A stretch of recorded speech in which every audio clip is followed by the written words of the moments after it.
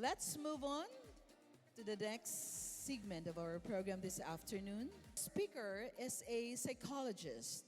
She obtained her Master of Science degree in Clinical Counseling Psychology from Illinois State University, USA, and Bachelor of Science degree in Psychology from the University of the Philippines, Diliman. She currently works as a psychologist for St. Luke's Medical Center, Global City, and UP Diliman.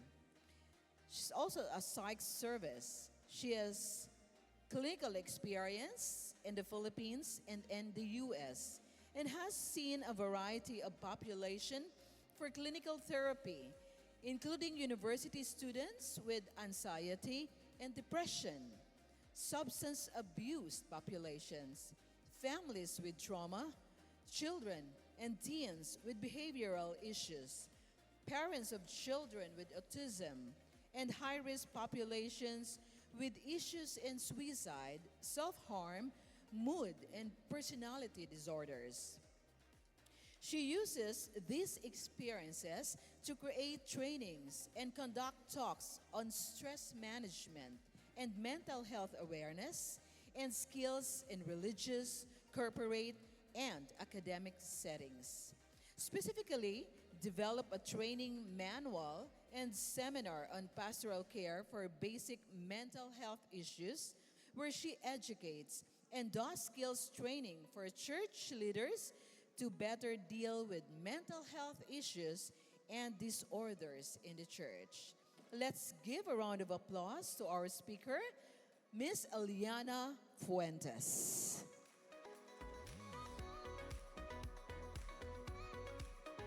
So, good afternoon, everyone. I am Aliana. As introduced, I work as a psychologist, and yan po ako. And I have some experience when it comes to dealing with mental health, mental conditions. I do work as a therapist or psychologist. I am based in Manila. Doon po yung mga nakikita ko ay mga families, mga kids, teens, adolescents, and adults that have different cases of emotional and mental health concerns. So, from depression, anxiety, mga trauma, yun po yung mga tinitreat namin sa hospital and also sa university.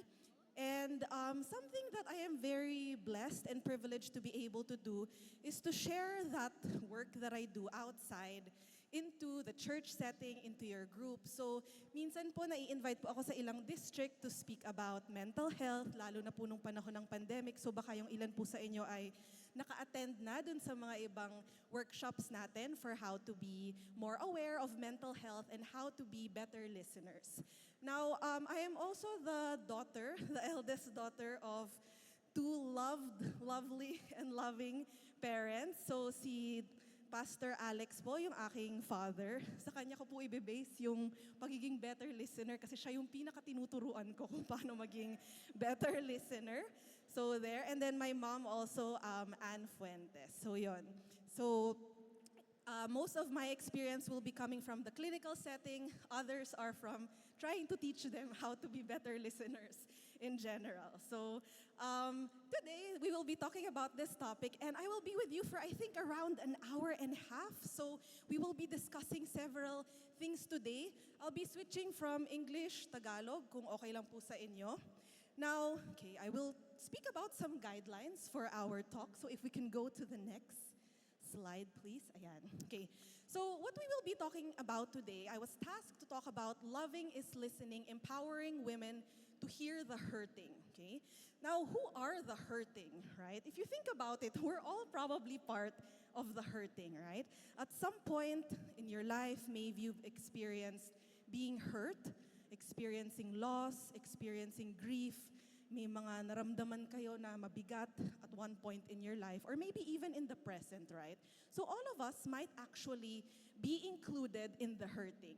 Now, as mentioned po, yung aking work experience ay from the clinical setting. So most of the points that I will be talking about for today will be coming from my experience there. So ang basis ko po sa pag-design at sa paggawa ng talk natin today ay yung mga nakikita ko sa clinic, no? So those that have actual mental conditions and also those that may not necessarily have mental disorders but also struggle with their mental health, with their emotional health, and marahil ay kasama tayo lahat din doon. It might be your child, it might be your husband, or your your pamangkin, yung mga kasama nyo sa church. So these people are who are we referring to as the hurting, and that's where I'm basing a lot of the points that I will be discussing for this afternoon's talk. Now, we will be talking a little bit about mental health. It is a bit of a sensitive topic in terms of learning how to be better listeners. So, just take it in. I'm also encouraging everyone to speak with, or to listen in this talk today with openness. A lot of the things that we will be talking about today might be controversial. It might hit a bit of our, pains. Baka medyo may mga matamaan mamaya. But it's something that we want to do to be able to learn and grow, hopefully, to be able to be better listeners. I want us to be open to what we're going to talk about today, open to be listening, and also open to listen to apply those things. So I'm hoping that we can come out of our talk today with a commitment to actually applying the things that we have learned. So ano po bang papag-usapan natin today? I do believe that I will be giving handouts, if I'm not mistaken, that will be provided for you para po lahat ng points, lahat ng information ay mabaon niyo po siya.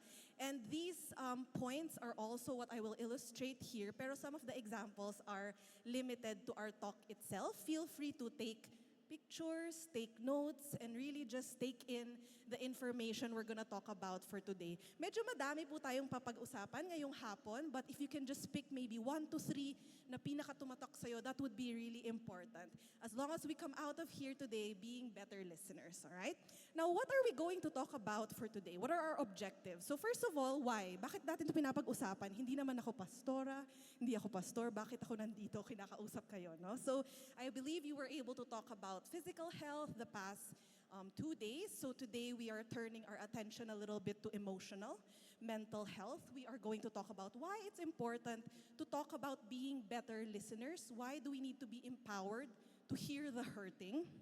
And then for the rest of the hour or so that I have, we will talk about the how, which is really what I want to bring our attention to for today. The skills on how to better hear the hurting, specifically starting with how to increase self-awareness and how to develop tools for listening and communicating. I did include some activities kasi alam kong baka medyo inaantok na tayo or napapagod tayo ngayong hapon. So I included some activities for us later on. So I'm also hopeful for your active participation in those, okay?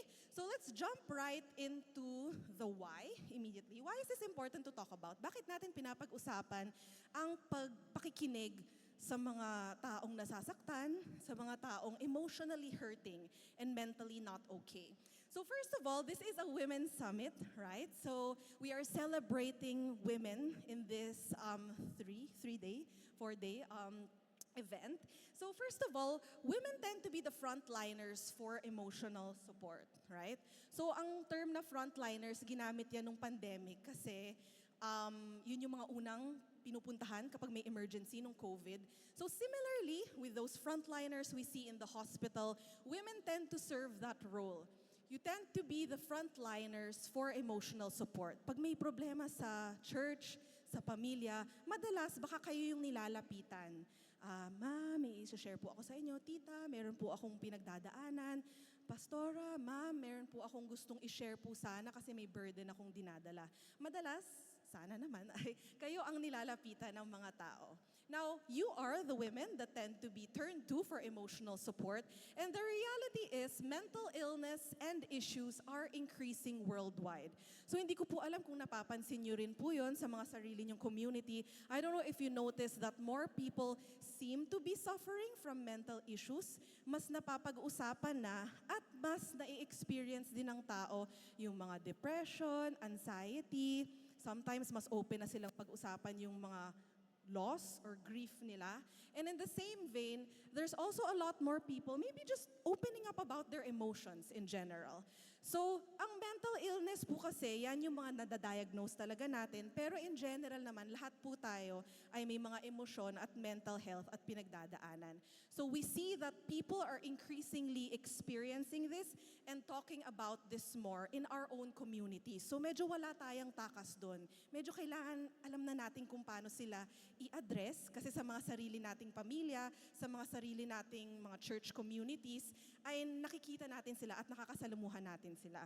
But unfortunately, even though we are the ones that they turn to, and the problem is increasing with those that are experiencing this and talking more about this, the gaps remain between us as Christians, Christian women, that are being turned to for support, and yung reality ng mental health issue. So what do I mean by this? So there were surveys done about what people experience when they open up to the church, to Christians about their mental health concerns. So if we go to the next, we see na merong listahan dito kung ano yung mga nasasabi daw sa kanila.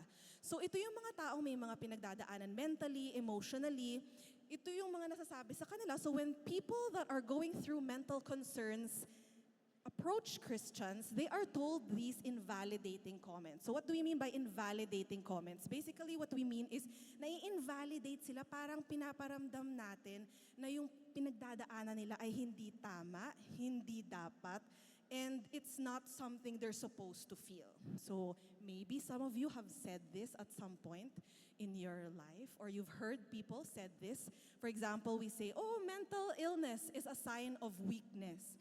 Naku, kaya ka nadidepress kasi mahina ka, di ba? Or your mental illness is a punishment for sins. Kaya ang tagal-tagal mong makaget over sa pagkawala ng asawa mo kasi makasalanan ka. Pinaparusahan ka ng Panginoon, di ba? Baka nasabi natin yan at some point. May mga tumatawa kung nakikita. I don't know if nasabi niyo yan or nasabihan kayo niyan. It's just God's way of testing you. Naku, kaya suicidal yung anak mo kasi tinetest ka ni God, di ba? If we hear it now, it feels a bit off, right? But maybe these are things that we have said and have actually said to others.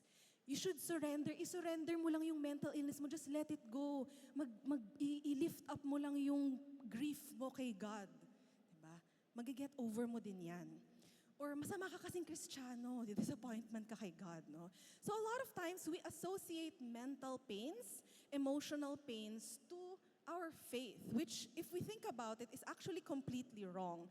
Pero these are things that have been said, mga nasabi to sa mga taong nasasaktan, and unfortunately, this has made them turn away from Christians and turn away from the church, right? Because of those things that we say na baka kasi nanggagaling siya sa lugar na hindi natin alam kung ano ba tong mga mental illness na to, no? So maybe just to give a bit of clarity, again, I'm not here kasi to talk about mental health awareness. In general, we're here to talk about listening. But just to give a little bit of a baseline understanding, mental illnesses, although can be linked to spirituality, they're also a very separate concern.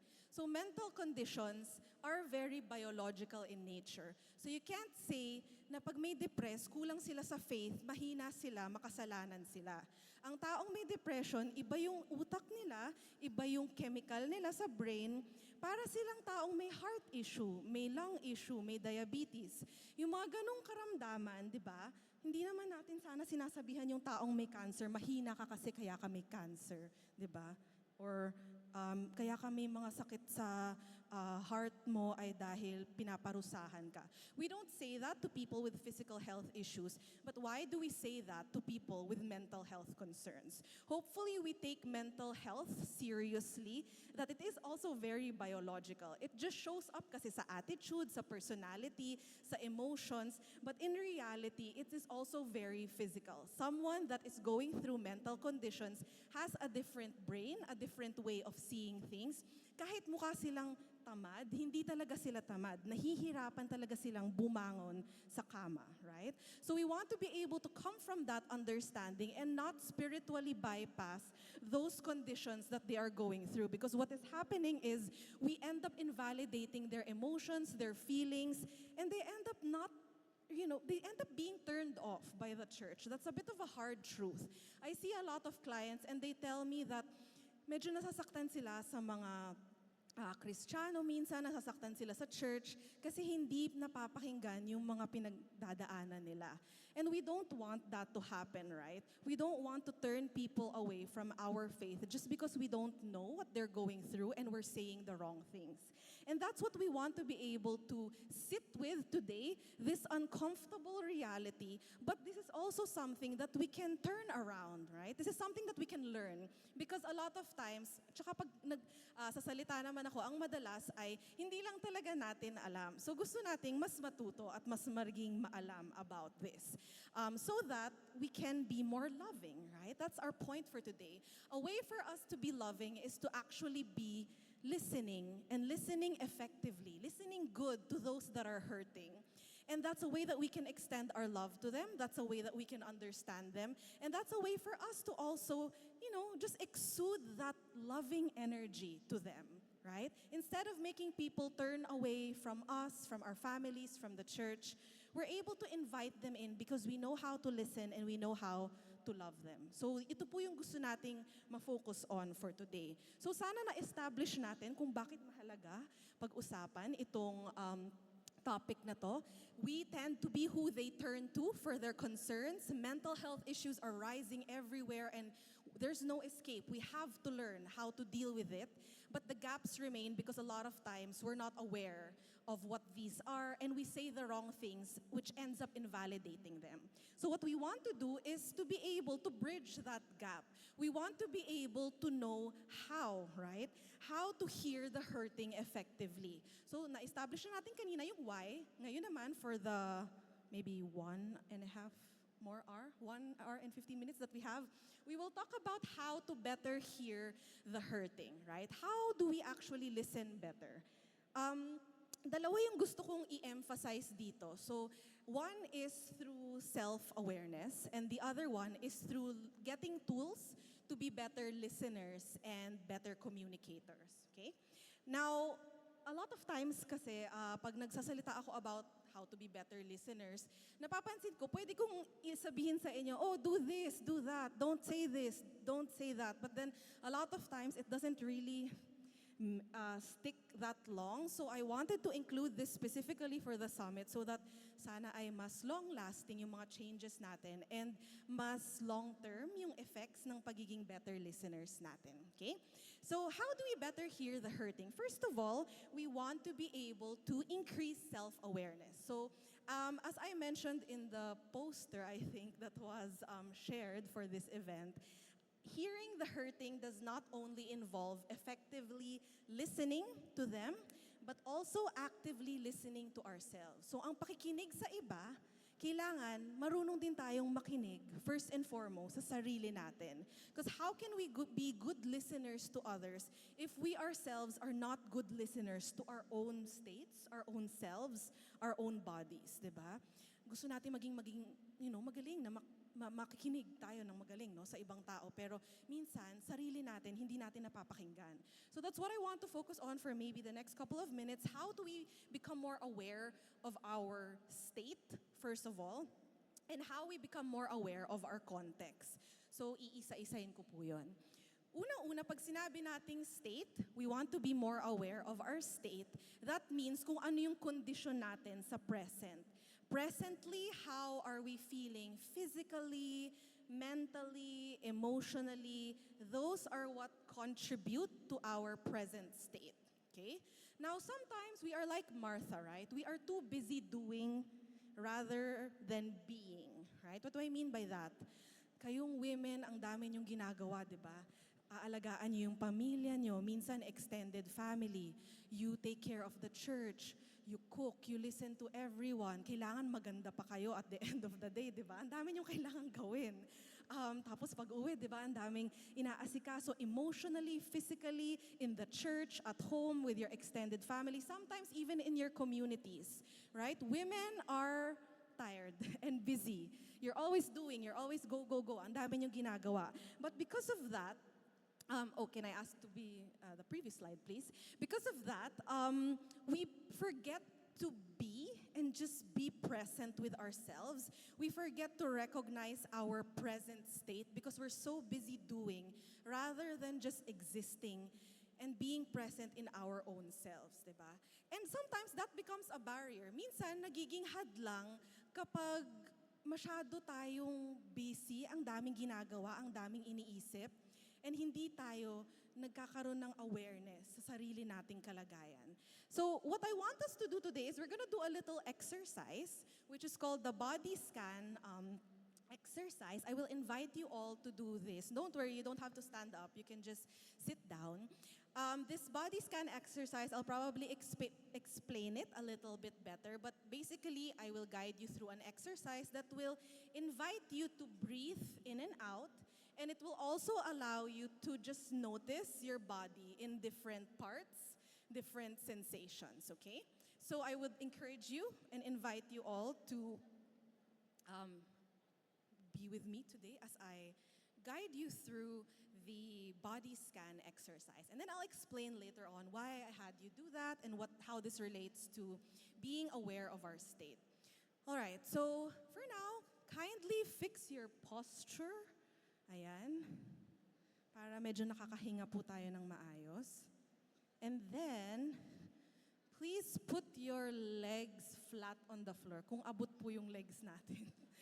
Alam ko mahirap minsan sa ating mga Pinoy yan, di ba? Okay. For the Americans, I was teasing the Filipinos for our height and how our feet can't reach the floor. Okay, there. Okay na? Nakatapak na? All right. You can close your eyes for this exercise. Don't worry, nothing's gonna happen. You can close your eyes so that you can focus better because there's so much lights and there's so much overstimulation. But if it's a bit, if it's too hard to close your eyes, just look at the floor or maybe a blank space in the room, something that won't distract you, okay? So I will invite you now to do this breathing exercise, again with your feet flat on the floor, with your body upright, seated on the chair, and with your eyes closed or focused somewhere else, right? Let's begin by taking a breath and inhaling through our nose, holding our breath, and exhaling through our mouth. Inhale. And exhale.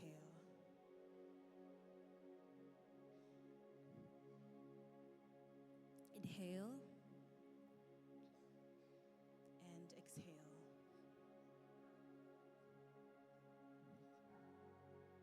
As you take a deep breath, bring in the oxygen in your body, and as you exhale, allow your body to relax. If you feel distracted, just focus on how your breath feels as you inhale through your nose and exhale through your mouth.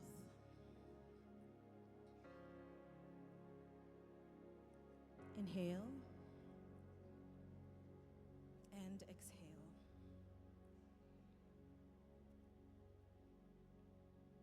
Now bring your attention to your body. Notice your body seated, wherever it is that you are seated. Feel the weight of your body on the chair.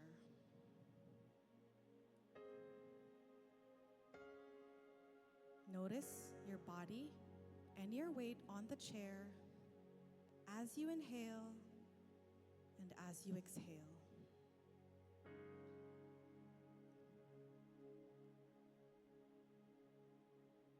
Now bring your attention to your feet on the floor.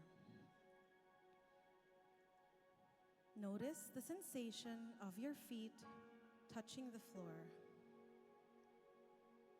What do your feet feel like? Do you feel any temperature or heat? Do you feel the weight on your feet?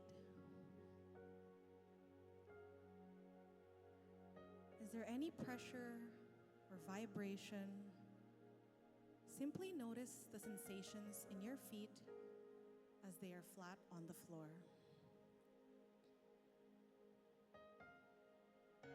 Remembering to inhale and exhale as you notice how your feet feel.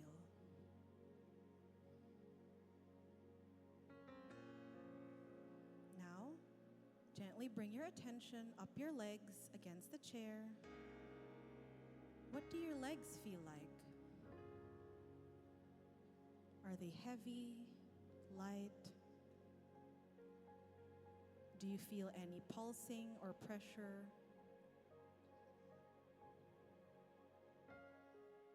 Notice your legs as you are seated in the chair.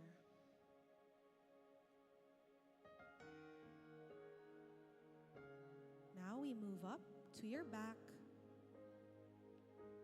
What does your back feel like? Is it tense? Is it painful? Is it tight?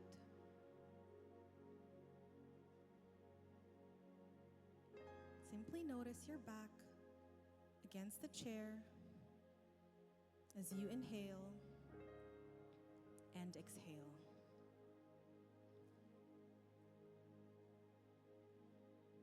Now, moving forward, bringing your attention to your stomach. Is it tense? Is your stomach tight? As you breathe, let your stomach soften.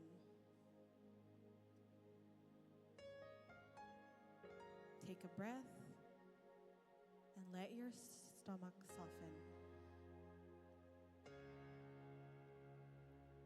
Now we move to the hands. Notice your hands. Are they tense or tight? Again, see if you can allow them to soften.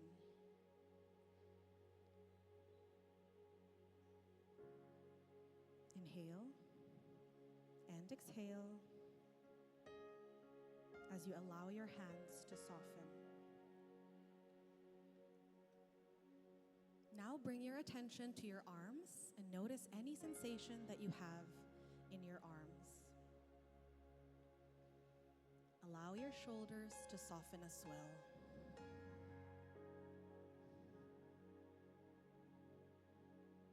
Now moving up your neck and your throat. Notice any sensations in your neck and allow it to be soft and relaxed.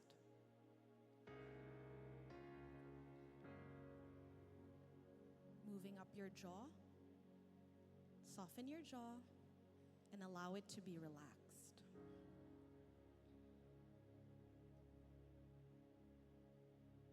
Bringing yourself attention to the face and your facial muscles. Notice any sensations your face is feeling right now. Maybe you've never paid attention to your face before. Notice it and allow it to soften.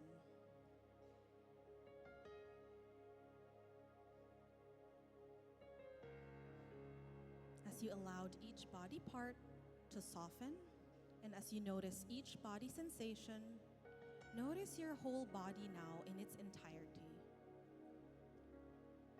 What does your body feel like in the present?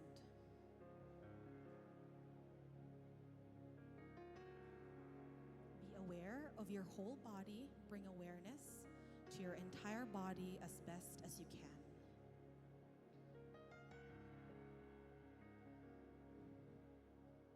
Take one more breath in and out. In and out. Feeling your body in its softened state. And when you're ready, open your eyes and bring your attention back to the room. Okay. Welcome, everyone. All right. Please check your neighbor if they're asleep.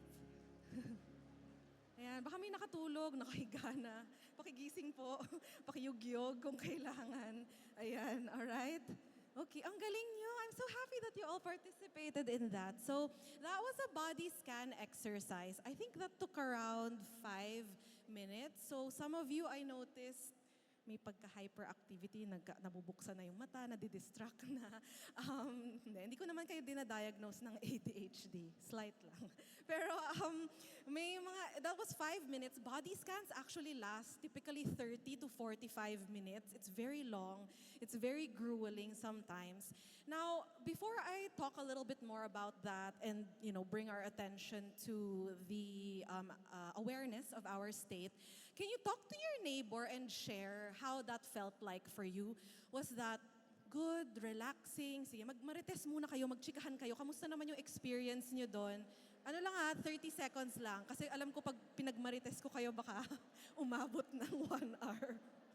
Okay? How was that?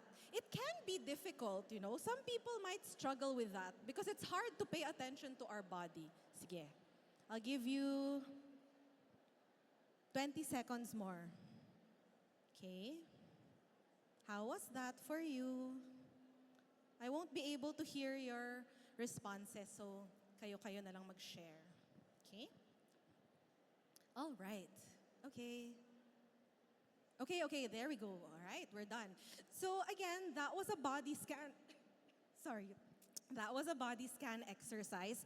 You're welcome to do that anytime. Honestly, if you just search YouTube, maraming mga video guides. There's a lot of audio guides where you can do that body scan exercise. Now, I guess a few things about the body scan exercise. First of all, it doesn't have to always feel relaxing. Maybe some of you felt relaxed because I asked you to soften parts of your body. But the reality is that also could have been difficult because how many times in a day do we actually notice our feet, diba? Notice our shoulders and let it soften. So that might not be standard practice for us. As I mentioned, you are always busy doing rather than being.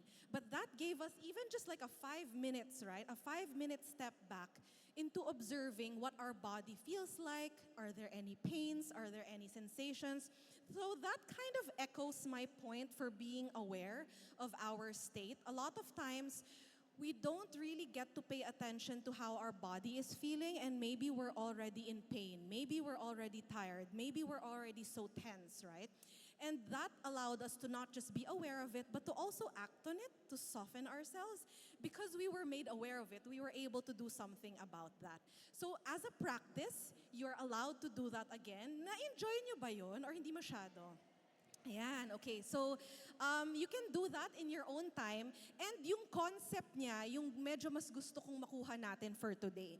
Because how many times in a day have we actually listened to our body and observed our own state, right? And in relation to how it relates to us being listeners, sometimes, people go to us, people confront us, people share to us, but are we actually in a position to listen to them? Right? So in the next slide, I have some points there that I want to share. Are we in a place where we're ready to hear something heavy? Are we ready to take in the emotions of another person? Because we can't effectively show love and listen to others when we're tired, sleepy, hungry. Ayan, hungry, di ba? Pag gutom na gutom tayo, gusto ba nating makinig ng depression ng tao? Baka hindi. So, when we're angry, when we're feeling extreme emotions, a lot of times it's hard to be good listeners when our states are not okay. Now, we don't expect you to be in the most perfect state all the time, but it just doesn't really work when we're not okay. So we want to be able to bring awareness to our state first and foremost and see, are we ready to listen? Are we in a position to listen to others? Because if not, maybe we need to communicate boundaries. Maybe we need to tell them, naku, pagod ako ngayon eh. Okay lang bang mamaya tayo mag-usap para mas handa akong pakinggan ka?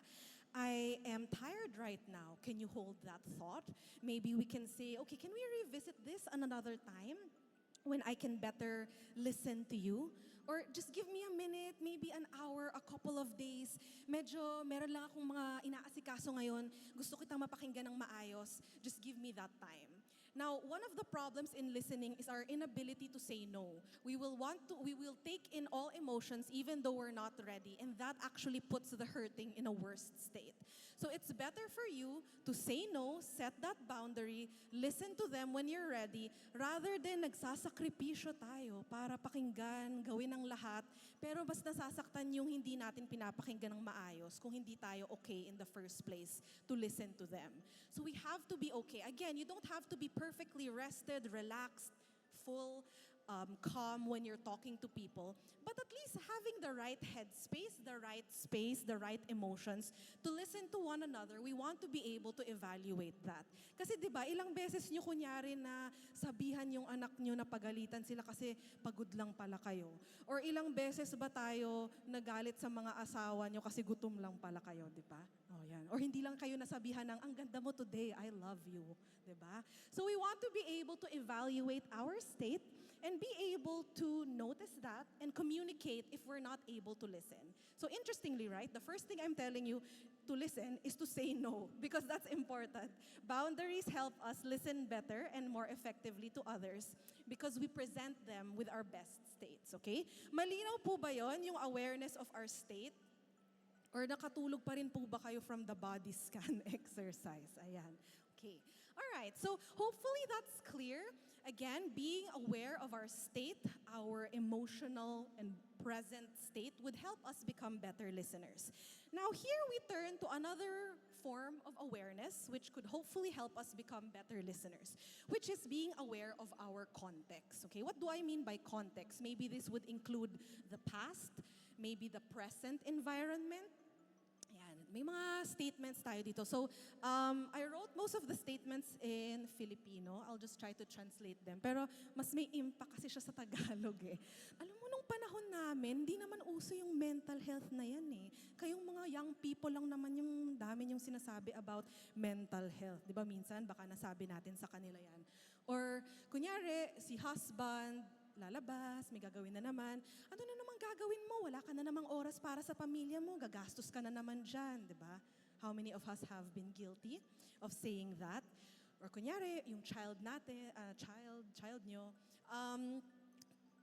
sasabihin, ma, kayo kasi ganito, kami na naman may kasalanan, kami na naman walang nagawang tama, di ba? Sometimes we react that way. So, paano ba natin to translate? In our time, mental health was not something that was talked about. Or, what are you gonna do? Are you gonna spend again? Are you not gonna spend more time with us? Is it our fault again? Are we to blame? You always blame us. So yon. Diba? Iba yung impact sa Tagalog pag ng mga words na yon. So sometimes we've said this, but have we actually thought about why we're saying these things? Why these are our initial responses? So kunyari, yung una, nung panahon namin, di naman uso yung mental health. Minsan yun yung initial response natin. Pero baka nanggagaling siya. Maybe this is coming from a place where we are talking about our generational experiences, the trends in our time, what was okay and not okay to talk about. Yung second, baka anong gagawin mo? Wala kang time. Gagastos ka na naman. We say that, it might hurt the person we're talking to, but then where is that coming from? Maybe our own fears with financial security, maybe our desire to spend more time with our partner, right? Kami na naman may kasalanan nito. Wala na naman kami nagawang tama. Ayan, di ba ilang beses yan na sasabi sa mga clients ko, sinishare nila. Pag sinasabihan daw nila yung mga nanay nila or mga tita nila na may mga pinagdadaanan sila, lagi daw ito yung nababanggit sa kanila. So hindi nila na-express yung gusto nilang sabihin.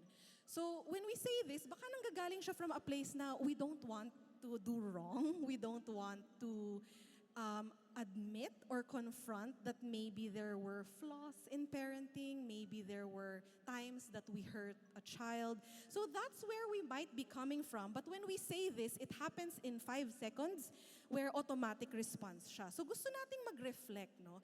Not just in our present state, but the context by which we say the words that we say. So where is my reaction coming from? Honestly, if you just take a few seconds, right, to pause and think, saan ba nanggagaling tong initial response ko? Where is my reaction coming from? Bakit ba ganito ako mag-react? Kasi minsan, ang nangyayari, nagre-react tayo ng nagre-react without really thinking about why we're saying that, where that's coming from, and how that would impact the person that we are talking to.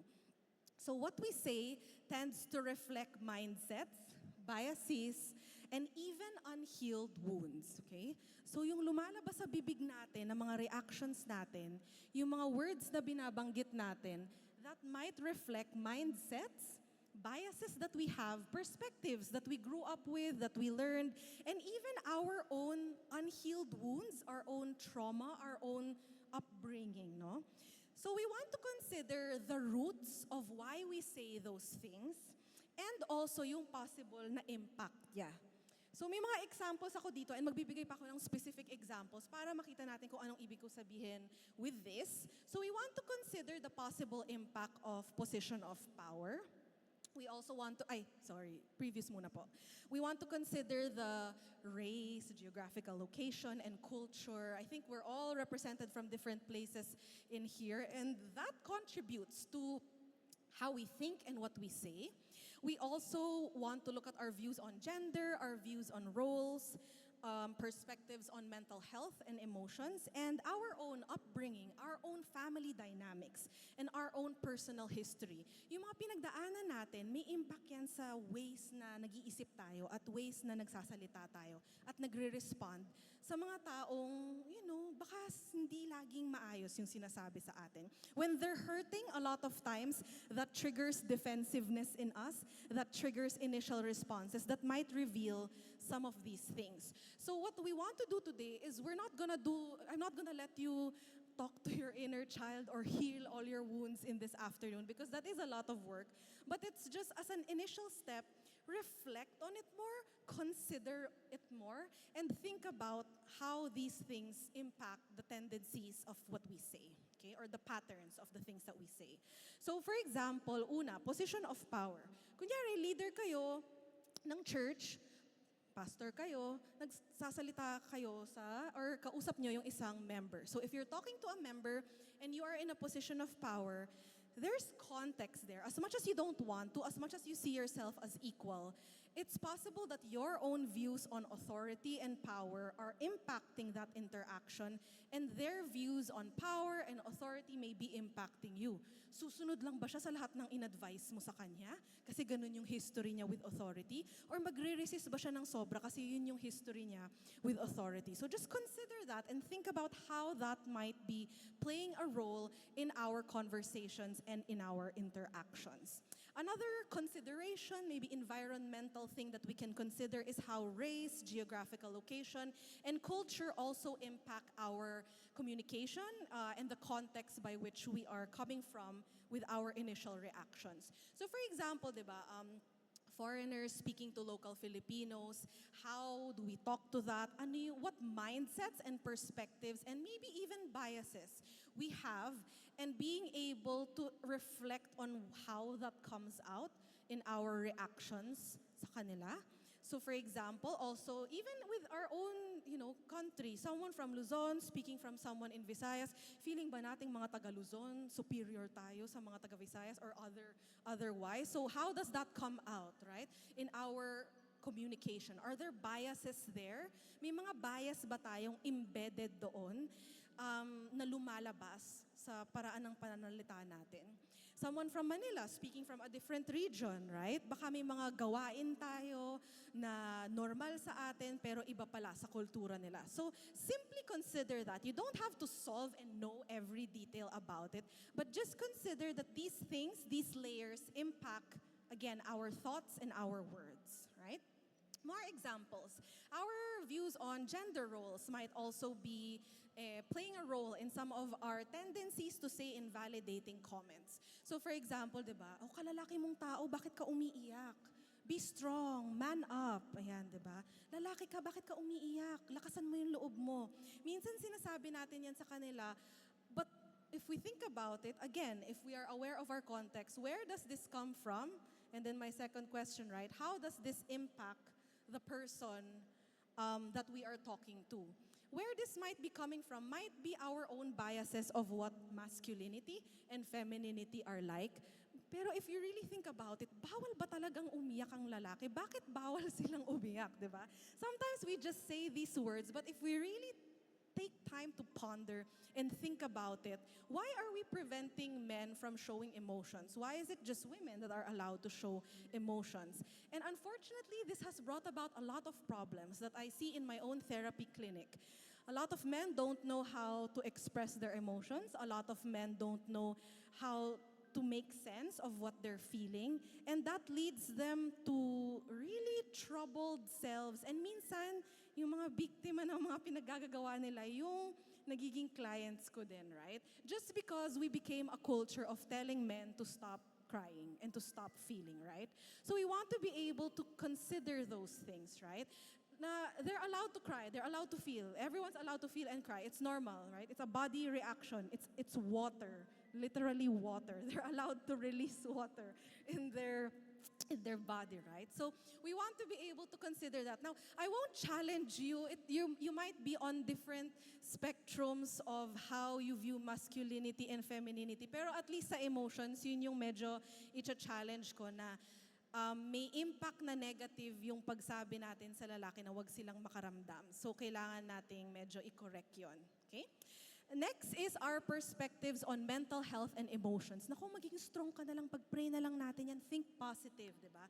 Gusto nating mag-encourage sa mga taong may pinagdadaanan na maging strong na lang sila. But if you really think about it, that's actually what a lot of Christian authors that are psychologists call spiritual bypassing.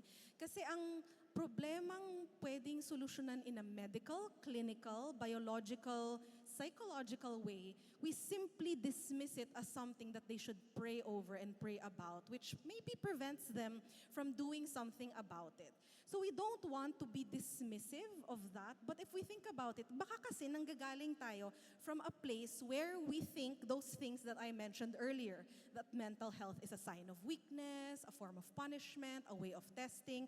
So we want to challenge those thoughts and see where they're coming from, if that is actually accurate, because that might be impacting the people that we are talking to.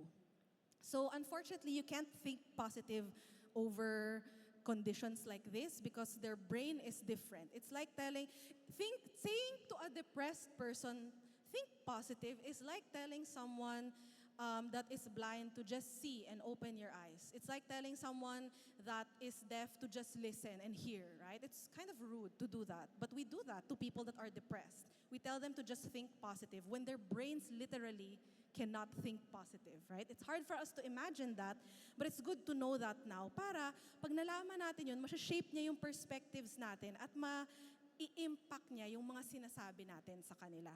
Face lang yan, magiget over mo din yan, di ba? Meron din tayong culture of denial. We don't want anything wrong to be with our families, to be with ourselves. But think about that, right? Are we dismissing someone else's problem? Are we dismissing someone else's problem because we're uncomfortable, right? Is it us that's uncomfortable? Is it us that doesn't want to face the truth? Or is it because, think about that, right? And how are we helping them? And lastly, for the examples of our context, we want to be able to consider our own upbringing, family dynamics, yung personal history natin. Saan ba nanggagaling to? Now, this might require a little bit more work inner for yourself. Kunyari, sinasabihin natin sa mga anak nyo, sa mga asawa nyo, wag mong gagawin yan, hindi mapapagkatiwalaan yung taong yan. Or delikado yan, anak, wag mong gawin yan. Or kaya, naku, wag mong gawing career yan, walang pera dyan. Diba, those are comments that maybe we've said in passing. So basically, preventing them from doing things. Don't do this, there's no money there. Don't do this, it's dangerous. Don't do this, they can't be trusted. But is that don't do this coming from your own experiences of mistrust? Is that your own experience of having a negative situation associated with that? Pag sinabi ba natin sa anak, wag mong gawin yung career na yan, wag mong gawin yan, no? Is that coming from us? Not really. I don't know, where is that coming from, right? If we really try to explore, nanggagaling ba yan sa sarili nating pamilya? Kasi may mga nakita tayong ganon na, naku, nung pinili nila yung career na yan, hindi sila naging successful, nahirapan sila. Right? Or galing ba yan sa sarili natin? Is it coming from us and our own unfulfilled dreams? Dapat maging ganito ka. Yan. Dapat ito yung marating mo, no? Sometimes we impose the things that we want for ourselves to other people without really reflecting and thinking about, okay, why am I actually saying this? Why am I telling someone to do this? Why am I controlling them? Or why am I leading them a certain way? Where is that coming from? Or sometimes it's the opposite, di ba? Hindi naman sobrang ganun. Kundi pabayaan mo na. Ganyan naman siya eh. Diba? Sometimes we enable a culture of enabling wherein, ano ba, if we think about it, right, ano ba yung mga nanineglect nating bagay-bagay by saying, pabayaan mo na, ganyan naman si tito, ganyan naman si kuya, pabayaan mo na siya. And a lot of times, right, maybe we have to ask ourselves, what behaviors are we tolerating? By again, not confronting the uncomfortable. By saying, oh, just let it pass, pabayaan mo siya, ganyan naman siya. Now, a lot of this is a lot of work, right? I'm just introducing this to you, but this is kind of hard to unpack all this afternoon. My main point in all of this is that everything that we say is coming from a specific place, and we want to just take a pause from time to time. A while ago, we had to take a pause to be aware of our state. Now, I'm challenging you to take a pause to be aware of our context, right? Saan nanggagaling yung mga responses natin kapag may nasasabi yung ibang tao? How are we responding? How are we reacting? And where is this coming from? What parts of ourselves that are unhealed? Is it triggering? What part of our systems, right? Race, gender, beliefs on mental health, is it tapping into bakit ba tayo ganito mag-respond? Okay? Hopefully that makes sense. Clear po ba yon? Yes, clear naman. Okay. Now, again, similar to earlier, I would like us to have another activity here para meron tayong konting application.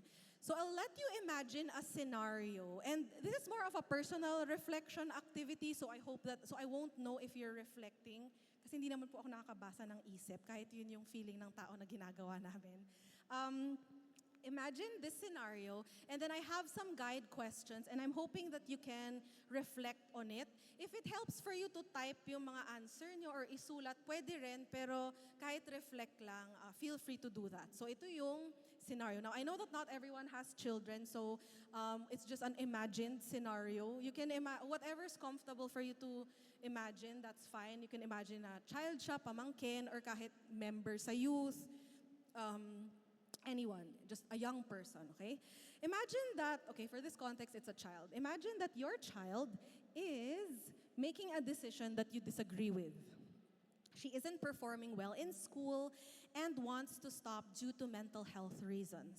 She talks about how you've been too busy for her and too protective and strict. So, kunyari, okay, pe-play ko yan.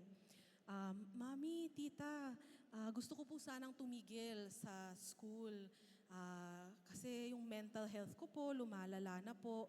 Gusto ko po sanang mag-pause muna ng school. Diba? Anong una niyong iisipin? Ano yung una niyong response, right? Think about that. And then pag kunyari, na-respond niyo na yun, sabihin niya, masyado po kasi kayong busy, lagi pong ang strict-strict niyo sa akin, pabayaan niyo naman po ako gawin yung gusto kong gawin. Malaki na po ako, college na po ako, masyado kayong busy, may sarili kayong ginagawa, pabayaan nyo na lang akong gawin yung decision ko, okay? Yan. Imagine nyo, sinabihan kayo ng ganon, kahit siguro medyo mas maangas pa. What will be your instinctive initial automatic response? Okay, think about that. Okay, ano po yung una nyong iisipin pag sinabihan kayo ng ganyan? Yung the typical responses are, bakit ka titigil ng pag-aaral mo? Mahalagang mag-aral. Nakakahiya ka sa mga kapitbahay natin, sa mga pamilya natin. Ano pa ba? Anong busy-busy? Lahat na lang ginagawa ko para sa inyo. Nagpapakahirap ako, kulang pa rin pala. Diba? Yan yung typical responses that we say. Paano ba natin i-Englishin yun? I'm doing everything for you, right? It's still not enough, right? Ano pa ba? You can't stop school. What will the other people say? Okay? Or maybe you have a different instinctive response. So think about that. That's just an example. But what is your instinctive response? And then, next questions. What would be, maybe we can pause and think about where this is coming from, right? Can we go to our next slide? Okay. Where could that be coming from? your initial response. Diba? And under that, maybe we can think, what am I thinking? Why did I respond that way? Okay? Wag po kayong picture ng picture, isipin niyo rin po siya. Dapat isipin niyo yung sinatanong ko dito. Okay. Pero okay lang, I'm glad you're taking photos because I have a lot of, marami akong tanong, no? Marami po tayong questions. Yeah, but then, think about your initial response. Where could that be coming from? Maybe think about, what am I thinking? What am I feeling first? Ano bang nararamdaman ko? Bakit ko unang sinabi, wag kang tumigil ng pag-aaral mo. What's the feeling behind that? Right? Or the thoughts, what are you thinking behind that? Maybe you can also think about, bakit ba ako ganun mag-isip? Bakit ito yung una kong naramdaman? Right? What experiences shape these thoughts and feelings? Tinetherapy ko na po kayo. Tinatanong ko na kayo kung ano yung mga nararamdaman nyo. Saan nanggagaling yun? Ayan. Pero syempre, hindi natin mapaprocess lahat. Okay? Are we thinking? Or are we still mad at the child? Okay? Baka natitrigger pa rin tayo sa child. Okay. I'll pause there and give examples. So a while ago, right, I said, ang instinctive response natin siguro, kapag may anak tayo, may batang iba yung gustong gawin sa gusto natin. Diba? Sasabihin natin, bakit mo tatapusin yung pag-aaral mo? Bakit ka titigil? Mahalagang makatapos ka. Paano na lang yung future mo? Paano na lang yung sasabihin ng ibang tao? Kulang pa ba yung ginagawa namin? Pinaghihirapan ka na namin, di ba? Those are typical, I got this, all my clients have been told this from time to time. So where could that be coming from? It might be an initial feeling of anger or frustration, but if we really take time to think about it, you might be worried for your child. And worry feels like it's something that can be communicated better rather than through anger. Baka nag-worry kayo, maybe concerned lang kayo sa future ng anak nyo. Nag-worry kayo kasi alam yung mga marites, yung mga ibang tao katulad nyo. So, papag-uusapan nila yan pag hindi nakatapos yung anak nyo, di ba? You probably are, worried, concerned. What am I thinking? Maybe we're thinking na baka hindi siya maging successful, di ba? Baka mahirapan siya. So if you think about it, okay naman pala yung pinanggagalingan nyo. Pero ang nangyayari, nag-aaway na tayo, someone that's hurting is even more hurt, you get hurt, it just becomes a conflict and a fight, right? So if we pause and think about where that could be coming from, maybe we can reflect. Now, you don't always have to do this on the spot. This is something that you can think about in other times. I'm just trying to open up questions that you can try to reflect more. But what experiences shape these thoughts and feelings? Posible bang meron kasi tayong kilala sa pamilya na tumigil ng pag-aaral and medyo nahirapan sila sa buhay. So doon tayo nanggagaling. Or kaya naman galing tayo sa pamilya na lahat sila nakatapos and linulook down on yung mga hindi nakatapos. Or maybe you're coming from a family where hindi naman kailangang mag-aral para maging successful. So baka iba pala yung instinctive response nyo. But a lot of times, those experiences of our own shape our thoughts, our feelings, and what we say as an instinctive response. So kahit hindi natin yun iniisip, immediately, initially, this is something good to practice. To think about where this could be coming from and also how it's going to help the person. Madalas kasi, sabi lang tayo ng sabi kung ano yung una nating naiisip without really thinking about the consequences, without really thinking about how it can impact the other person. Okay? And we can question and maybe ask ourselves, what can I say instead? So yung main point ko for being aware of our context is look at where it's coming from and see if it's helping other people, right?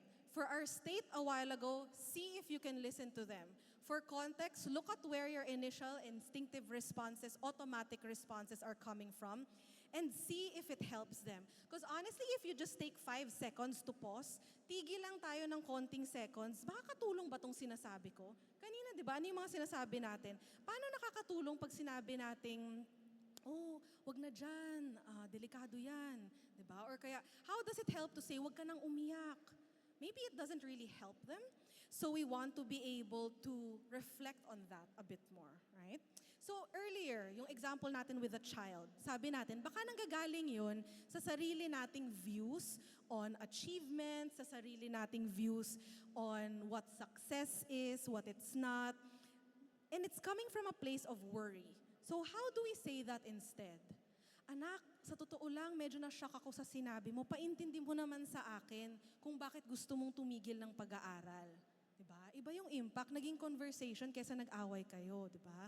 And then maybe we can also say, kasi sa totoo lang, nag-aalala ko para sa'yo. Express what you're feeling. You're worried, right? You can express that. Nag-aalala ko kasi alam mo naman dito sa Pilipinas, kailangan may matapos ka para may mapuntahan ka. Alam mo naman yung pamilya natin.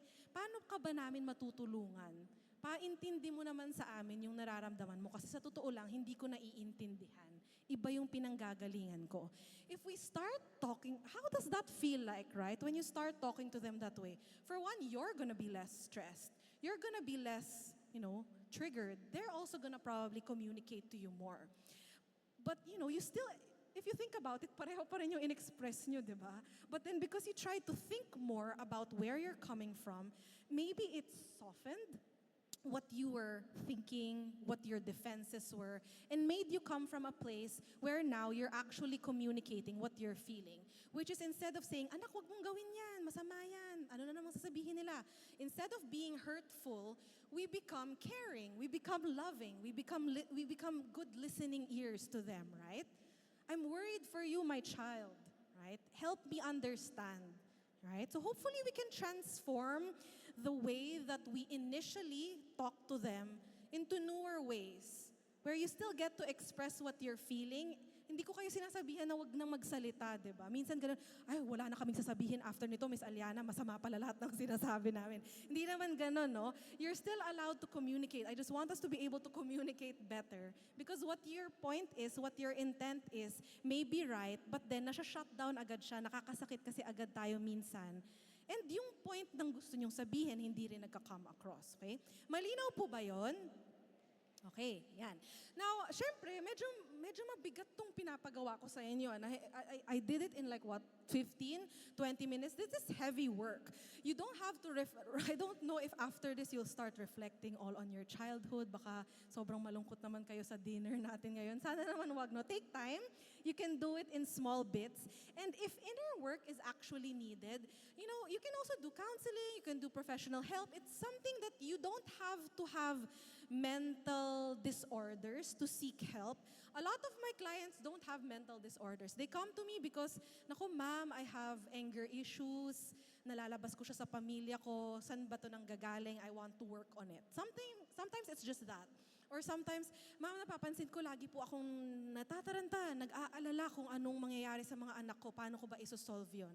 So sometimes, if you need to work on that, maybe some professional help might be necessary because we're asking you to unpack quite a heavy load of things that we might need a professional ear to listen to. So it's something that can be considered as well. So para ma-lessen din natin yung stigma for that, you're also allowed to be hurting and seek help.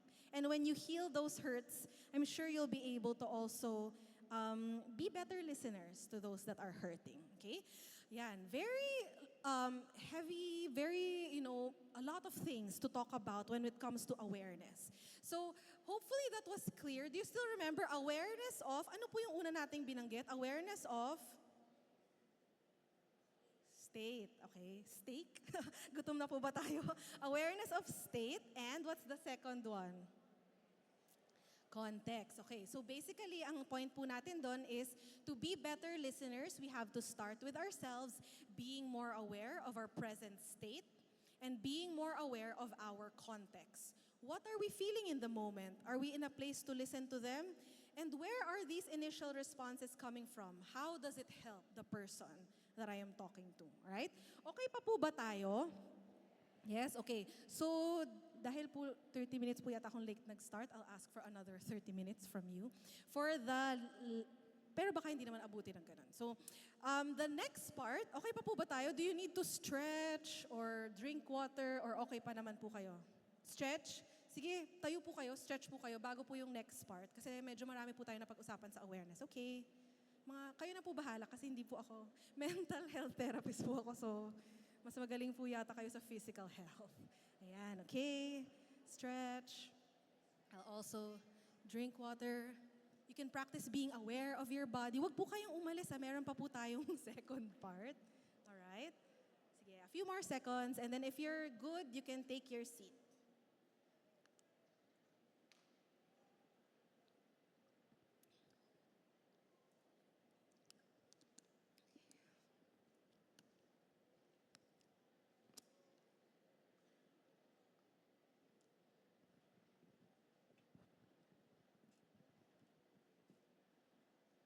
Okay.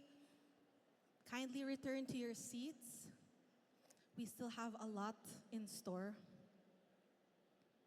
Are we okay? All right. Thank you. Okay. So we'll proceed for... Parang maraming nasi-CR po, no? Okay, ayan. Okay, balik po tayo, ah. You might be missing some parts here. Okay. All right? Okay. Okay, we still have some people here. How do we better hear the hurting? Now, what we'll talk about for the last part is developing tools for listening and communicating. This is basically just trying to ground ourselves on a good foundation of how to be better listeners and also yung proseso, yung sunod-sunod kung paano natin kakausapin kapag nilapitan tayo ng taong medyo may pinagdadaanan. Okay? So, we'll go to the first one, which is we want to be able to better hear the hurting by grounding ourselves with kindness, empathy, and validation. Okay? What are these words? Kindness, di ko na masyadong i-explain. Basta being kind, being able to put, just being kind, right? Kindness is a little hard to define. But simply just making someone, treating them in the best way, treating them as a human, being kind to them. Ang empathy, pag sinabi po nating empathy, ang ibig sabihin yan, you're putting yourself in the shoes of another person. Nilalagay natin yung sarili natin sa kalagayan nila, tinitingnan natin na kahit iba yung nararamdaman natin, titingnan natin kung anong nararamdaman nila. That's what empathy is, okay? So, pag empathy, tandaan nyo lang shoes. Put yourself in the shoes of another person. When we talk about validation, what we're referring to is, validate, di ba? Parang stamp. Vina-validate natin. Pinaparating natin na totoo to. We're trying to tell someone that their experience is true. It makes sense. So that's what it is. Being kind, again, just really being able to treat the other person as a human that deserves respect. Empathy, putting ourselves in their shoes, that no matter what it is that we're feeling, we're going to try to see things from their perspective. And validating, looking at their context and trying to tell them it makes sense what they're going through. So yung mga examples na to ay hindi kindness, hindi empathy, and hindi validation, di ba? Magpapasko na and everyone's favorite greeting, tumaba ka na. Ang taba-taba mo na. Di ba? Hindi po ba tayo marunong mag-hello? Yan. Lagi yan yung greeting natin. Uy! Di ba? Laging physical. Okay? Or kaya minsan, merong lumalapit sa atin, naku, ang dami kong problema ngayon. Huwag kang negative, huwag kang nega. Right? Or sometimes we say, naku, isipin mo na lang na bless na bless ka nga. Ano ba naman yung mga problema mo? So sometimes we say those things, but then again, if we take a step back and try to be more aware of it, where is it coming from? Right? Saan ba nanggagaling yung mga sinasabi nating to? Maybe not a place of kindness, empathy, and validation. So maybe by being more kind, what do we say instead? Imbis na magbatian tayo ng weight at tumaba ka, how have you been na lang, di ba? Kamusta ka? How are you? If you really think about it, isn't it a bit weird that we keep noticing other people's weight? Medyo weird po siya, di ba? Na nagbabatian tayo ng katawan. So parang, pero dahil sobrang normal na siya sa atin, ginagawa natin siya, sinasabi natin siya. But then maybe we can transform comments that actually have negative impact. So medyo tatakutin ko ngayon kayo. medyo maraming nagkaka-eating disorder dahil sa comment na yon. And we don't have a lot of eating disorder specialists in the Philippines. But a lot of times, they really have, a lot of people come to me with damaged views of their body because a tita, a mom, a church member has told them tumaba sila constantly. So every time we comment on people's weight, we have to see that it does impact them, right? Eating disorders is very hard. Again, as I mentioned, wala tayong masyadong specialist dito sa Pilipinas. So, madalas, they suffer with conditions with their body, with eating, but then, saan ba yun ang gagaling? Kasi nag-perpetuate tayo ng kultura na negatively nagko-comment. Unfortunately, we may have perpetuated a culture that was just very unkind with our words, right? When we simply could have asked, how are you? Musta ka? How have you been? Okay? Instead of saying, uy, ang nega mo naman, huwag kang ang nega. Napaka-negative mo. Maybe we can say, oo nga, parang gets ko naman kung bakit medyo nalulungkot ka dito. Normal namang medyo negative yung nararamdaman mo. We can agree with them because I think as a culture, we've become so averse to negative emotions that we don't want to feel that way. Pero in reality, normal yun. So kunyari, di ba? And unfortunately, what I see a lot is that, for example, specifically for grief, maraming nahihirapang mag-process ng grief, ng loss sa church kasi sinasabihan na sila na wag silang negative, dapat maka-move on na sila. But if we just sat with that person and empathize with them, what could this person be feeling? Diba? Sat with them eye to eye. It's normal to feel negative about this. It's not a sin to feel negative, right? It's a biological emotion that happens in your body. So if we tell them, wag kang negative, that shuts them down. But if we tell them, you know what you're saying makes sense. Or parang normal naman yung nararamdaman mo, that might make them feel more loved and listened to. Imbis na sabihin yung isipin mo na lang, bless ka. Nako, siguro ang dami mong challenges lately. No? It seems like it's been challenging for you lately.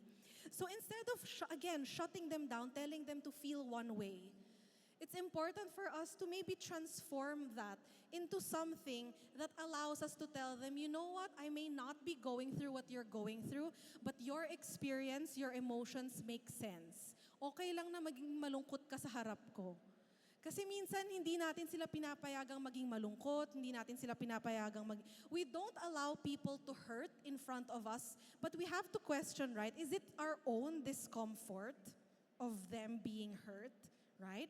So let's practice that. Let's have a foundation of being kind, right? Just asking, how are you? Let's have a culture where we are able to empathize with others. Na hindi natin sinashutdown yung nararamdaman nila, kundi sinasabi natin, okay lang yung nararamdaman mo. We don't have to tell them to feel blessed, to feel positive about something. We recognize that maybe, you know what, things have been challenging for you, okay? Okay po ba yun? Clear po ba yun? Kindness, empathy, validation, okay? Now, in terms of how we also further develop tools for listening and communicating, we want to be able to have some sort of process, no? Para naman meron tayong guide. Kasi ang dami nating sinasabi na what we shouldn't say and should say, we also want to be able to follow through a certain way. Now, I do have a list, first of all, of things not to say and what to say. It might be a bit, medyo maliit po siya, no? Pero nasa handouts nyo naman po yan. So, instead of saying things like, where is it? Okay. Oh, you think you have it bad. Sa tingin mo, malala na yan? Hindi pa yan. Wala pa yan sa pinagdaanan ng tatay mo. Wala pa yan sa pinagdaanan namin.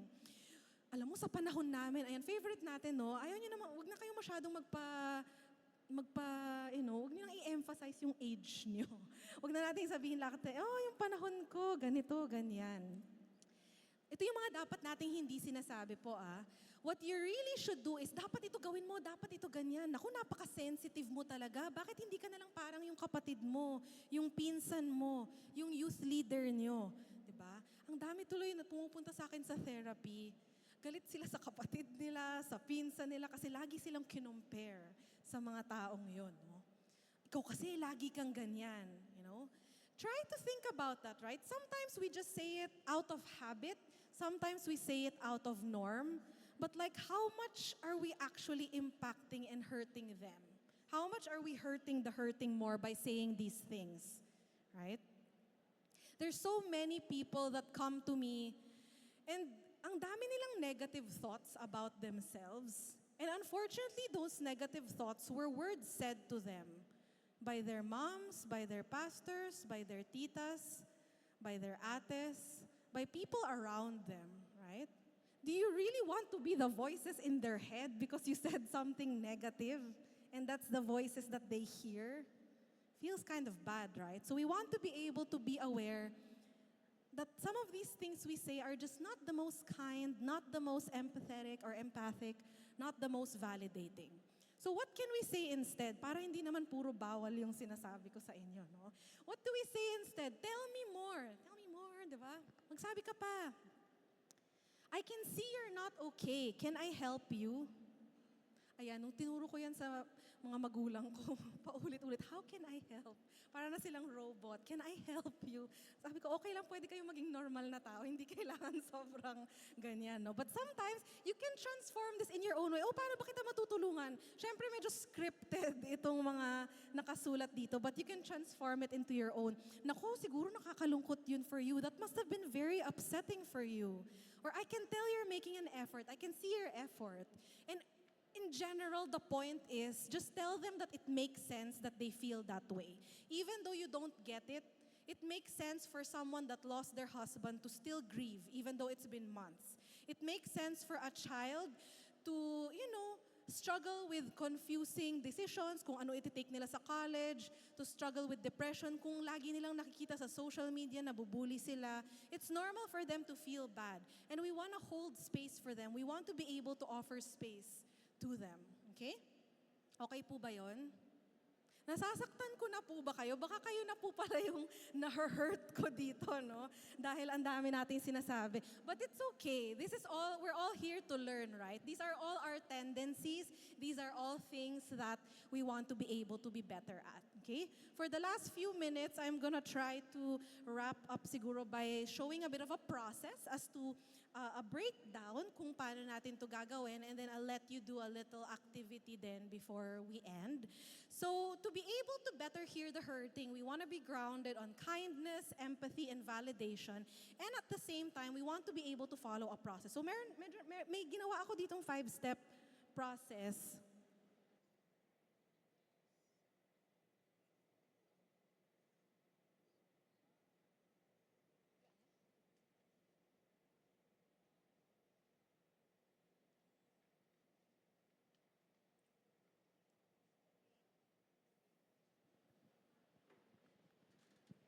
Hello? Ayan. Okay. So, it's 5 steps that we can follow. You can hear me na po, rinig niyo na po ako, no? Okay. First, we want to observe, and then we want to assess, attend, listen, and refer. Okay. Usually, actually po, pag tinuturo ko to, mga 4 hours po to, half day, tinatry natin to. Pero dahil with our limited time, I'm just really giving you the preview of para we have some sort of input today, no? So when we say observe, what do we mean when we say observe? Observe but don't judge, okay? That might be hard for us as judgmental people, okay? Naku, lagi kang nakaitim, depressed ka, malungkot ka, diba? Lagi kang nakatungo, lagi ako nakaitim, depressed ba ako? Yan. Ano pa ba? Lagi kang parang umiiyak. Nakasimangot ka na naman. Pinagdadaanan ka ba?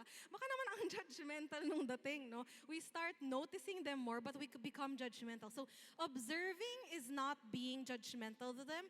Observing simply just makes us reflect on any changes in behavior. So, what might be their baseline behavior, titingnan natin kung may mga nagbabago sa kanila, no? I didn't choose to list down signs of people hurting, signs of people that are suicidal. I didn't list all of those down. But as a key thing, what I want us to think about is, meron bang changes sa behavior ng taong to from the baseline? Kasi baka sign yun na nagsa-struggle sila. Meron bang dati attend ng church tapos tumigil na? Meron bang dati sobrang tahimik, biglang ang daldal na? Even that, right? Any changes in behavior from their baseline is something that we want to observe because they don't have to be, but they could be signs of struggling. And again, we don't want to be in a position of judging, just observing, right? Simply noticing. And pag pag sinabi nating may baseline, syempre, dapat alam natin yung baseline nila. So a lot of times, it has to start with building a relationship, getting to know them, so that we know what their normal is. And if they're acting a little differently from that, use that as a warning sign that something might be up, right? And then we assess. Pag sinabi nating assess, ito na yung medyo tatanungin natin sila ng mga bagay-bagay, okay? So when we say assess, I have a lot of questions here that you can use.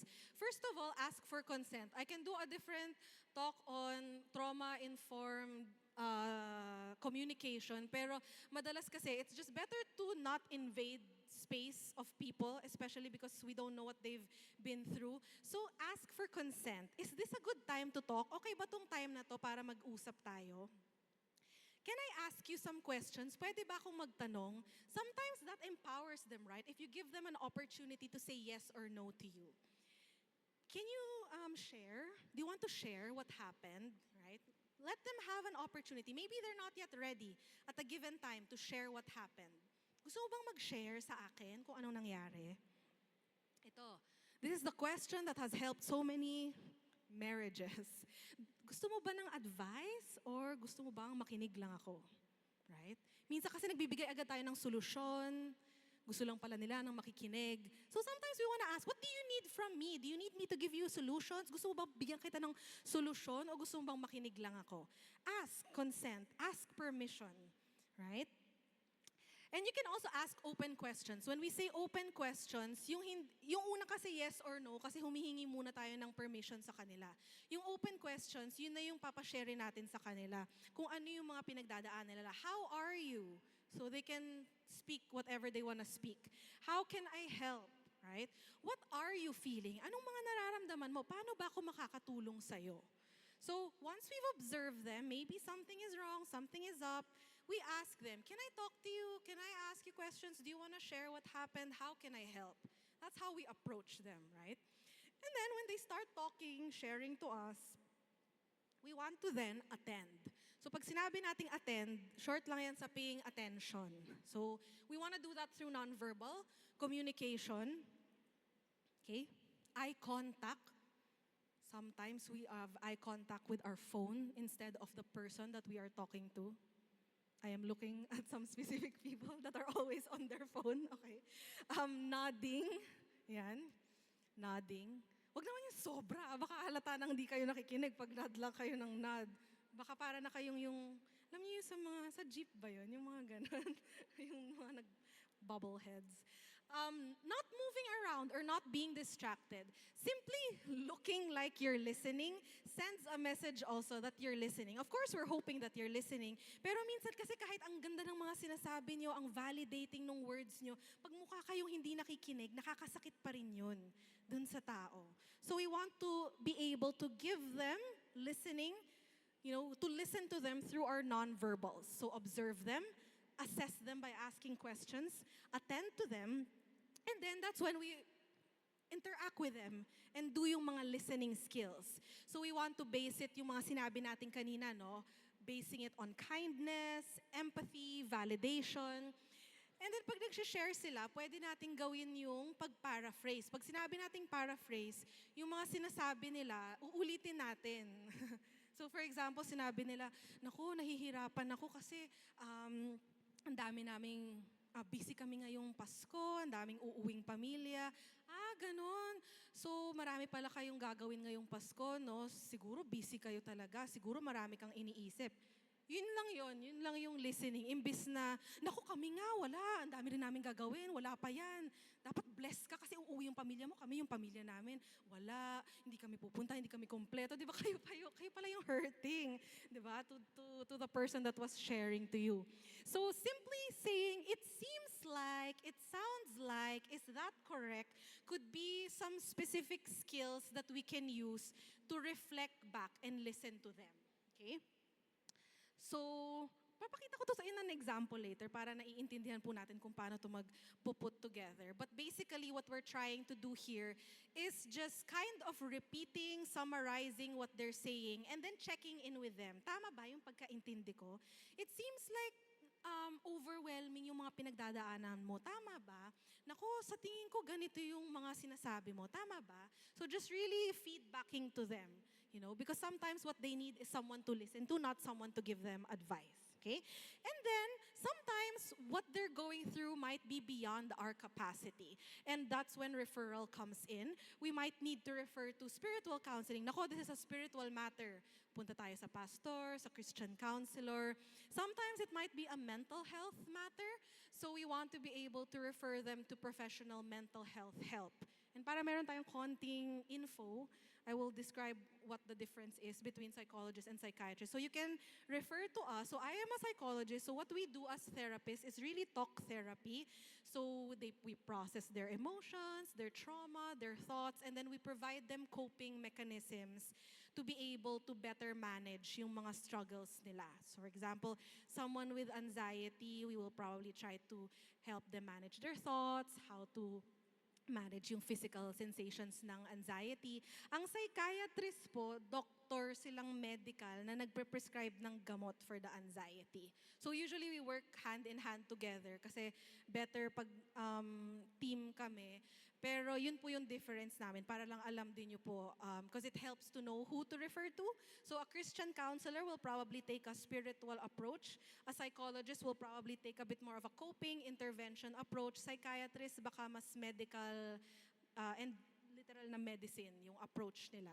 It's good sometimes to keep a database, list of referrals sa mga churches niyo po, sa mga communities niyo, para meron kayo kung sino yung mga malalapit sa lugar niyo, sino yung mga available na psychologists. Of course, there's still a reality na medyo konti pa rin kami in general.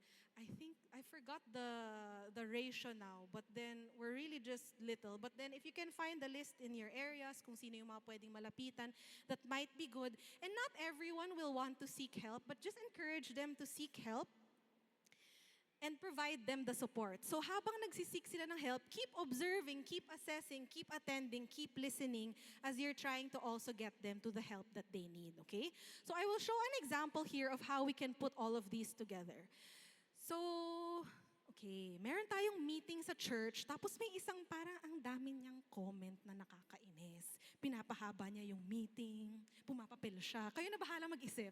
Basta mag-isip na lang kayo ng medyo nakakainis sa church meeting. Ayan. Ang daming nakasmile, madami kayong mga naiisip. I'm so curious what you're thinking, okay? Okay, but we have to observe, not judge, okay? So, when we have that, pag in-assess natin, yung assess, di ba, kaya nga tinawag ko, someone is being difficult. Hindi ko sinabi, naku, pahirap talaga to. No, someone is being difficult in a church meeting, that's the scenario.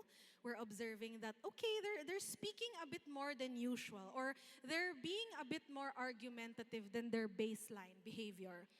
Rather than judging her as difficult, ito na si assess, no? Assess yung magtatanong tayo ng questions sa kanila to approach them. I noticed that this is important to you. How can I help? Wow, plastikan pala. Hindi naman.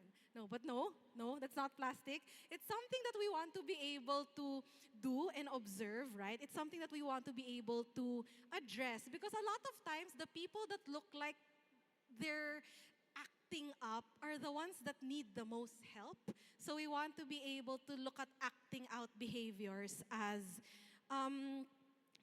opportunities to see and talk to them because they might be going through some things as well. I noticed na parang mahalaga sa'yo yung topic na to. I noticed na mahalaga sa'yo yung pinapag-usapan natin sa meeting. How can I help you? Right? Open question. Maybe they'll talk. And while they're talking, maybe they needed someone to talk to, right? Just do your eye contact, nod, pay attention to them as a form of attending. And then, pag nag-share na sila, you can listen and say to them, oh, seems like you've been going through a lot. Parang dahil mo palang pinagdadaanan, dahil mong stress lately, no? So, di ba, imbis na mainis tayo sa kanya, naiintindihan natin kung saan siya nanggagaling. And then maybe we're not the best people that they can talk to kasi medyo triggered tayo. And maybe they're going through some things too. Would it help? Makakatulong ba kung meron tayong ibang makakausap? Would it help if you got to talk to someone else who might better help your concerns? So we refer them to the help. That's how we put it all together. We notice and observe what's going on. We assess and ask them for help. Right?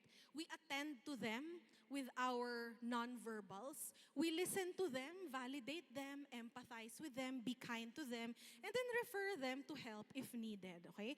Again, this is just a little bit of a preview. This requires practice. All of these are skills that require practice. So if it feels overwhelming, it's okay. This is something that can be learned and practiced. Baka pag uwi nyo lahat, no, it sounds like, lahat kayo, it seems like, pagkatapos ng talk na to. But then, it's good to practice that. And you can also modify it eventually to make it your own. And that's what I want to do before I do my final words. I want you to actually try it. For maybe kahit 1 minute lang, okay lang po ba yun? Find a partner. Sorry, I will let you participate, but please do not leave. I'm almost done. I have 3 slides left. Okay, stand. You don't have to stand up anymore. Find a partner, someone that will act with you. Okay? Okay. May scenario ako dito. Ang gagawin natin ay yung isang tao ang mag-act na parang umiyak. And then yung isa yung magli-listen. Okay? And then after 30 seconds, switch roles. Okay? So yung mga may acting dreams dyan, ilabas nyo na lahat ng mga gusto nyong iyak dyan. No? So kunyari, young person kayo, or you can just be a person na lumalapit sa'yo, mukha siyang umiyak. So yun yung observation natin mukha siyang umiyak. How do we assess? How do we attend? Yung last dapat refer yan. How do we listen and how do we refer? Okay? Okay, please try it. Okay? Yung isa, nakuha po ba natin yung instructions? Nag-listen naman po tayo sa instructions, no? So, one is looking like she cried. The other one is yung tutulong. Tapos pagtapos na kayo sa scenario nyo, switch roles, okay? How do you assess? Practice nyo yung attending nyo. And how do we listen and refer? Yes, okay? I'll give you around a minute for that. I hope you're doing it because this is the best way for us to practice that. Okay? And I appreciate your patience in staying. We are almost done. After this, I will close. So 1 minute.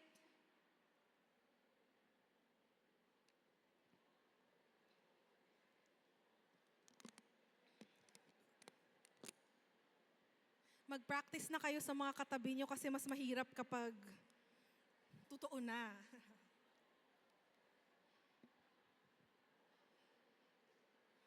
All right. Switch roles if needed.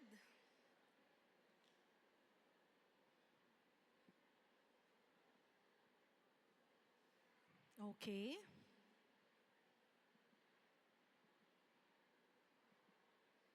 Okay, naririnig ko kayo, so mukhang ginagawa niyo siya, no? All right. Switch roles if needed. Hindi kailangan sobrang, baka yung iba kinakareer na yung acting, All right.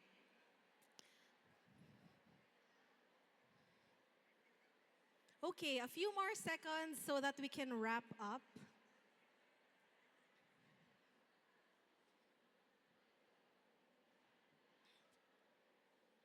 Okay. Are we done? It might not be complete, pero basta matry lang natin kahit papaano, okay? Ayan. So hopefully you got a few things from the things that we talked about today. Sige, balik na po tayo kasi 5:30 na po pala para makakain na po kayo. I will end our talk already. Ay, nag-e-enjoy pa silang mag-listen. Okay, ayan. Again, no, observe, assess, attend, listen, and refer. Okay? Okay. Parang listening po ba yung ginagawa nyo or talking? Ayan. Okay. Nag-e-enjoy yata yung mga nag-e-emote, no? Kesa dun sa mga nagli-listen. Ayan. Alright, let's bring our attention back here. Sorry if I have to cut that short just with time, but you can practice it throughout dinner if you want or after this, okay? So just to kind of wrap up all the things that we talked about today, we talked about why this is important to talk about. So review lang tayo, no? Mahalaga to kasi kababaihan ang mga nilalapitan for emotional concerns and the reality of mental health is increasing. So we want to be able to bridge those gaps. We want to increase our self-awareness. Ay, okay pa po ba tayo? May mga nag-a-acting pa po ba dyan? Wala, gutom na tayo lahat. Okay, sige, magsasum na lang ako. Mukhang nag-enjoy pa tayo sa listening role play natin. We want to be able to increase self-awareness by awareness of, ano po ulit yon? State and context. Ayan. Tapos, we want to be able to listen through, ano yung tatlong nabanggit natin kanina? First is listen with kindness. Ang galing nila. Next. Empathy and ang galing nila. Good job. Okay, ito na. Ay, alam natin, no? Pero sana ma-apply din natin siya. And then yung 5, what do we do for, ay, nandiyan na, hindi ko na kayo iki-quiz. Observe, assess, attend, listen, and refer. And as a final note, hopefully we got to learn a bit today about being better listeners by first starting with self-awareness and being able to also develop tools for communication and listening. Now, as a final note, di ba? This might be a separate talk in itself, but I just want to do a final note on self-care. Something that I want you to remember is that you can't pour from an empty cup. You have to take care of yourself first. And that was kind of like what I tried to do today. Kaya hindi tayo masyadong magiging effective listeners kapag hindi natin masyadong pinapakinggan yung sarili natin. Kasi we don't have that tool, right, of awareness and listening. So if we're able to be aware of our state, our context, and then develop those skills, maybe we can pour out better into others. There are also other forms of you being able to take care of yourselves, right? Whether, hopefully, through faith as the center of what fills our cup.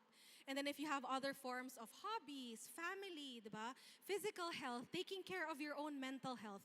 Hopefully, we remember to fill our own cups. And then once we have our cups filled, we're more aware of ourselves, we're able to be aware of our state, our context, we know where we're coming from, maybe we can pour out better into others as well. So hopefully yun po yung maalala natin today. So 2 aspects of that. One is it's important to take care of yourself. 2, by listening to ourselves, we also become more active listeners towards other people. So this was packed with a lot of skills. Hopefully po ay may nakuha kayo sa afternoon natin today. I also appreciate your patience for staying throughout. Now we won't have time for questions, but I will leave my email address there so you can contact me for any questions po.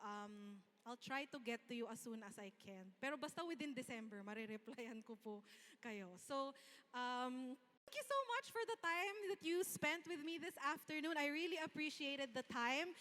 Thank you for listening to me. Thank you for being very good listeners.